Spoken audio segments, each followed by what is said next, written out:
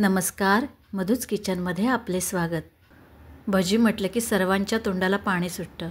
तर आजच्या रेसिपीमध्ये भजीचे 3 प्रकार दाखवते. यामध्ये मी तांदळाचं पीठ किंवा सोडा वापरला नाही, तरी मस्तपैकी कुरकुरीत भजी होते. कमी साहित्यात होणारी झटपट असे ही भजीचे प्रकार आहेत. पहिल्यांदा कांदा भजी करूया. कांदा भजीसाठी इथे मी 4 कांदे कापून घेतले आहेत.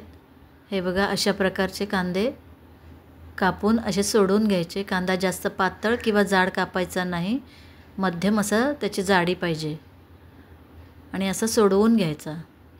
आता यामध्ये चवीपुरतं मीठ टाकते. थोडासा अर्धा चमचा ओवा टाकला आहे. ओवा असा चुरून टाकायचा म्हणजे त्याचा स्वाद छानपैकी भजीला लागतो. आणि 2 चमचे धणे घेतलेत. धणे असे ठेचून घ्यायचे. हे बघा, असे ठेचून घेतल्यामुळे धणे अर्धे होतात, त्यामुळे भजीला चवसुद्धा खूप छान येते. बारीक चिरलेल्या 3 हिरव्या मिरच्या आणि थोडंसं किसलेलं आलं टाकते. आता कांदा चुरून घेते. कांदा चुरून झाला आहे. 2 पळी चणा पीठ टाकते. पीठ जास्त टाकायचं नाही, थोडंच टाकायचं आणि ते कांद्याला असं लावून घ्यायचं. कांदा ओलसर असतो, त्यामध्येच हे पीठ भिजवून घ्या.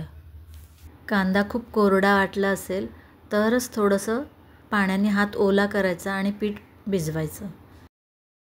थोडंसं पीठ कमी वाटतं आहे म्हणून अजून थोडंसं टाकलं आहे. असं कांद्याला वरती असं पीठ चिकटलं पाहिजे. तर हे बघा, आता आपलं भजीचं पीठ तयार झालं आहे. असं भजीचं घट्ट पीठ बनवून गरम तेलात भजी लगेच फ्राय करा. तेल पण गरम झालं आहे. गॅस मध्यम आचेवर ठेवला आहे आणि असं एक एक तेलात भजी सोडून घ्या. या भजीला आकार द्यायचा नाही, अलगद असे सोडत जायचं. अशी खेकडा भजी वाटली पाहिजे. तेलात सोडल्यानंतर लगेच झाऱ्याने उलटी करायची नाही, तर 1 मिनटं असं शेकू द्या आणि त्यानंतर असे उलटपलट करून भजी फ्राय करून घ्या. दोन्ही साईडनी फ्राय करून झाले आहे. कलर पण खूप छान आला आहे. असा लालसर कलर होत आला की भजी लगेच काढायची. पूर्णपणे तेल निथळून घ्या. भजी काढल्याच्या नंतरसुद्धा त्याची फ्राईंग प्रोसेस चालू असते, त्यामुळे लालसर होत आली, कुरकुरीत झाली वाटली की भजी काढून घ्या. वाव, मस्तपैकी सुगंध पण सुटला आणि छानपैकी अशी कांद्याची खेकडा भजी तयार आहे. आता नेक्स्ट भजी कोबीची आहे. त्यासाठी अर्धा कोबी मी लांबट कापून घेतलं आहे. तर यामध्ये मी 1 चमचा आलं लसूण पेस्ट टाकले, अर्धा चमचा धना पावडर, अर्धा चमचा जिरा पावडर, तिखटासाठी 3 ते 4 बारीक चिरलेल्या हिरव्या मिरच्या टाकते, पाव चमचा हळद टाकते आणि चवीपुरतं मीठ टाकते. आणि हे सर्व जिन्नस कोबीमध्ये व्यवस्थित मिक्स करून घेते. कोबीच्या पाती पण एकदम मोकळ्या करून घेतल्यात. आता यामध्ये 2 पळी चणा पीठ टाकते आणि व्यवस्थित कालवून कांदा भजीसारखंच व्यवस्थित असं पीठ मळून घ्यायचं. कोबीला पाणी सुटतं, त्यामुळे अजिबात पाणी घालायची गरज नसते. कांदा किंवा कोबी भजीसाठी पीठ घट्टच मळायचं आणि लगेच फ्राय करायचे, त्यामुळे त्या भज्या कुरकुरीत होतात. हे बघा, असं पीठ तयार झालं पाहिजे. थोडीशी कोथिंबीर टाकले आणि हलक्या हाताने असं मिक्स करून घेते. आता तेल पण तापलं आहे. एक एक करून अशी कांदा भजीसारखीच भजी सोडून घ्यायची. या कोबी भजीलासुद्धा आकार द्यायचा नाही, पीठ घ्यायचं आणि तेलात सोडायचं. असे वेडेवाकडे असे छानपैकी भजीचे आकार आले की भजीचे टेक्स्चर खूप छान दिसतात आणि खूप टेस्टी लागते ही भजी. तर ही कांदा भजीप्रमाणेच ही भजीसुद्धा फ्राय करून घ्या. लालसर होत आले की लगेच काढायची आणि अशी मस्तपैकी कोबीची भजी कुरकुरीत आणि खमंग लागते. आता आपली कोबी खेकडा भजी तयार आहे. मस्तपैकी सुगंध सुटला आहे. पुढची भजी आपली बटाटा भजी. या बटाटा भजीसाठी मी इथे 2 बटाटे सुरीनेच कापून असे चकत्या घेतल्या आहेत. तुम्ही पोटॅटो स्लायसरवर केलेत तरी चालेल, पण असं पातळ एकदम करू नका. हे बघा, चकतीची जाडी अशी मध्यम ठेवा. बटाट्याच्या चकत्या काळ्या पडू नयेत म्हणून पाण्यात ठेवा आणि चवीपुरतं त्यामध्ये मीठ टाकते. हे थोडा वेळ बाजूला ठेवते. बटाट्याच्या चकत्या डीप करण्यासाठी चणा पिठाचं म्हणजे बेसनचं बॅटर बनवते.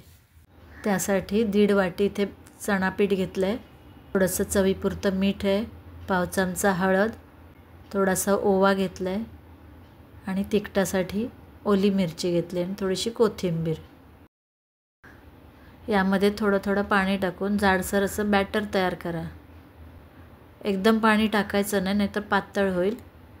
त्यामुळे पाणी टाकताना थोडं थोडंच टाकायचं आणि व्यवस्थित असं फेटून घ्यायचं हे पीठ.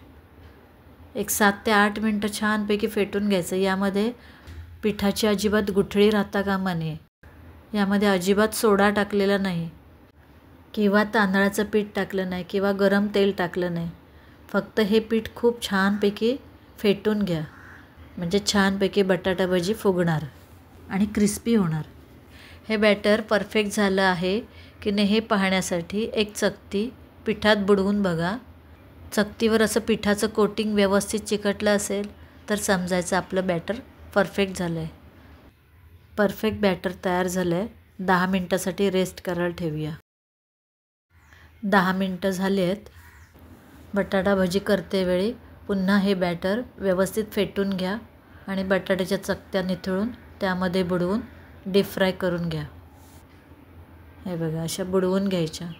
पाण्यातनं काढून लगेच टाकलं तर ते आपलं बॅटर पातळ होतं. तुम्हाला कोणती भजी आवडते ती कमेंट करून नक्की सांगा. तेल पण छान गरम केलं आहे, मध्यम आचेवर ठेवलं आहे. गॅस कधीही तळताना बारीक करायचा नाही, नाहीतर मग तो पदार्थ ऑइली बनतो.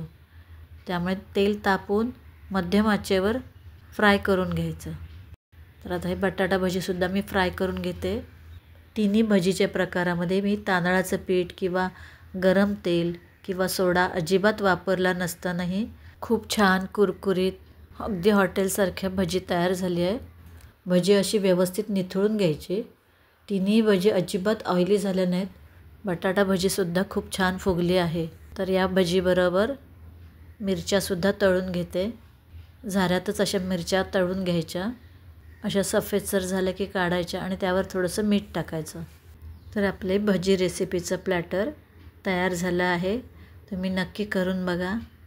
रेसिपीला लाईक करा, शेअर करा आणि या रेसिपी आवडल्यास नक्की कमेंट करून सांगा. अशाच मधूच किचनच्या छान छान रेसिपी पाहत राहा, करत राहा आणि खात राहा. संपूर्ण व्हिडिओ पाहिल्याबद्दल खूप खूप धन्यवाद.